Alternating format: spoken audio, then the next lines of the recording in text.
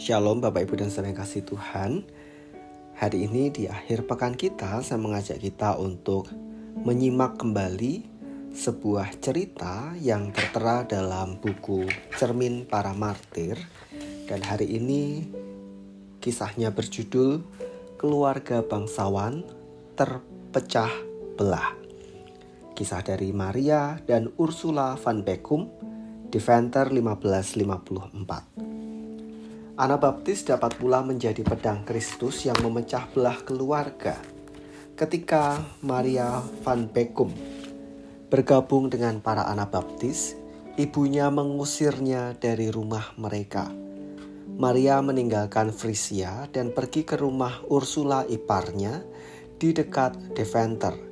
Tapi ibunya meminta polisi mengikuti jejaknya. Pada suatu pagi buta, sekelompok orang mengepung rumah Ursula dan menyeret Maria dari tempat tidurnya. Seorang gadis muda harus melawan banyak laki-laki bersenjata. Ia membujuk Ursula untuk menyertainya menghadiri pendakwaan dan pemeriksaannya. Ursula curiga kalau iparnya itu jatuh ke tangan para imam yang dengki, maka ia sendiri pasti tidak akan dibebaskan. Karena itu Ursula memperoleh izin suaminya, Jan, untuk pergi. Ibu Maria dan Ibu Jan datang ke Deventer untuk mencegah kedua wanita itu, tetapi tidak berhasil. Jan tidak memberi dukungan kepada kedua orang yang tertangkap itu, dan bahkan ia tidak mau muncul juga pada saat hukuman mati dijatuhkan kepada mereka. Inilah kisah seorang ibu beragama Katolik dan anak laki-lakinya yang mengadukan anak atau saudara wanitanya dan menantu wanita atau istrinya karena mereka menentang pengikut Joris, sebuah kelompok Anabaptis. Kasih kedua wanita itu, seorang terhadap yang lainnya, dan keberanian ilahi telah membuat mereka tetap tabah. Mereka menjawab para penanya dengan singkat dan tepat. Keduanya memahami dan menerangkan imannya dengan andal, sehingga mereka membuat beberapa imam marah.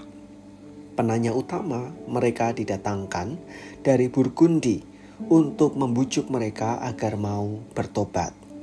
Mereka berdoa meminta kekuatan untuk menahan panasnya api, tetapi juga meminta keberanian untuk menyampaikan kesaksian yang baik. Ketika para penonton di tempat penghukuman itu menangis keras-keras, kedua wanita itu mengingatkan agar mereka meratapi dosa-dosa mereka sendiri dan mempelajari rahmat Allah yang mengatasi rasa takut dan membawa anak-anaknya kembali ke rumahnya. Mereka memancarkan sukacita di dalam kematian mereka. Kisah keberanian mereka di bawah tekanan keluarga itu membuat kesan yang sangat dalam di hati banyak orang. Kisah mereka diceritakan dalam buku-buku martir, termasuk yang di luar lingkungan kaum Mennonite, nyaris tidak ada duanya. Barangkali latar belakang kelahiran mereka yang mulia itu telah memberi mereka keunggulan dan bahkan juga mempertinggi konflik batin keluarga mereka dalam menghadapi pengaruh kaum Anabaptis. Para pengarang cerita rakyat menggunakan kisah kematian Maria itu untuk membuat kisah tentang alam yang menjadi murka terhadap kematian yang tidak adil dari gadis yang masih muda itu.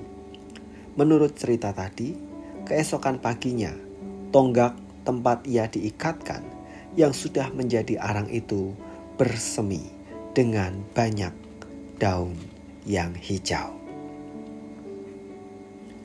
Hari ini kita akan mengakhiri kisah tentang Maria dan Ursula van Beckum dengan sebuah penggalan firman Tuhan, yaitu Matius pasal 10 ayat 34 sampai 36.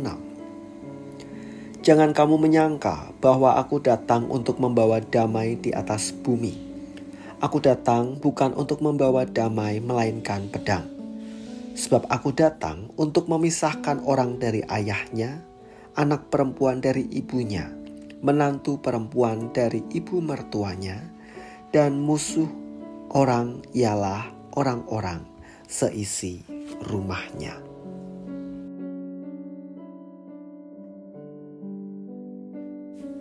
Dimusuhi oleh teman atau sahabat tentu terasa biasa, atau mungkin kita pernah mengalaminya. Lalu bagaimana kalau dimusuhi oleh keluarga? Inilah kisah Maria dan Ursula van Beckum yang oleh karena kepengikutannya kepada Tuhan Yesus di dalam kelompok Anabaptis membuat mereka justru terpisah dari keluarga, bahkan dimusuhi. Namun yang menarik dari kisah Maria dan Ursula ini, kita bisa menemukan bahwa keputusan beriman kepada Kristus pasti ada konsekuensi yang harus dihadapi, termasuk ketika ditantang untuk memisahkan diri dari keluarga yang belum bisa menerima Kristus. Kisah Maria dan Ursula menolong kita untuk menjadi umat Tuhan yang tidak mudah goyah ketika diperhadapkan pada tantangan iman. Yang pertama, kisah ini menegaskan betapa pentingnya kita lebih dahulu yakin atas iman kita. Kita beriman kepada Kristus karena sebuah keyakinan yang mengatakan bahwa Kristus sudah menebus, mengampuni, dan memberikan kehidupan kekal bagi kita. Kristus menjadi Tuhan dan Juru Selamat bagi kita. Dengan keyakinan yang kuat, maka apapun yang akan kita hadapi tidak akan sanggup membuat kita meninggalkan Kristus. Yang kedua, kita melihat bahwa Maria sendiri bertumbuh dalam firman. Dia bisa menjelaskan berbagai pertanyaan-pertanyaan yang diberikan kepadanya. Tentu ini menjadi sebuah pengingat bagi kita bahwa sepanjang kita mengikut Tuhan Yesus, kita perlu mempelajari, mengingat, dan mengalami pertumbuhan di dalam firman-Nya. Sehingga ketika muncul pertanyaan-pertanyaan terkait dengan iman kita, kita juga bisa menjelaskan itu sesuai dengan apa kata firman Tuhan dan iman kita.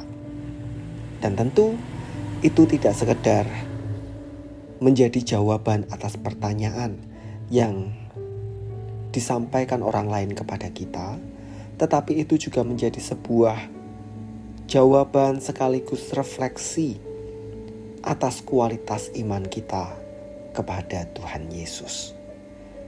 Maka mari firman Tuhan yang menjadi penutup kisah kita menunjukkan bahwa ada kalanya kepengikutan kita kepada Kristus justru membawa keterpisahan dari orang-orang yang kita kasihi. Ini bukan soal tidak menjaga hidup rukun atau menjaga relasi dengan baik, tetapi jauh melampaui itu. Ini soal konsekuensi beriman kepada Kristus. Kalau Tuhan izinkan itu terjadi, tetaplah belajar setia kepada Tuhan Yesus. Maka Tuhan yang akan menghadirkan orang-orang yang menopang dan menolong kita. Mari kita berdoa. Tuhan, kami sadar bahwa ketika kami mengikut Engkau, khususnya di tengah orang-orang yang tidak bisa memahami dan menerima Kristus, tentu itu menjadi tantangan yang berat. Terlebih jika itu muncul dari keluarga sendiri. Namun oleh kisah Maria dan Ursula van Beckum, juga dengan firman-Mu, menolong kami agar kami tetap teguh beriman kepada Kristus, meskipun Tuhan izinkan tantangan itu terjadi. Bantu kami ya Tuhan, agar kami setia kepadamu. Kami berserah akan hidup kami. Kami percaya Tuhan yang akan memelihara, bahkan untuk setiap aktivitas yang akan kami jalani sepanjang hari ini. Kiranya penyertaan Tuhan bersama dengan kami. Di dalam nama Tuhan kami Yesus Kristus, kami berdoa. Amin.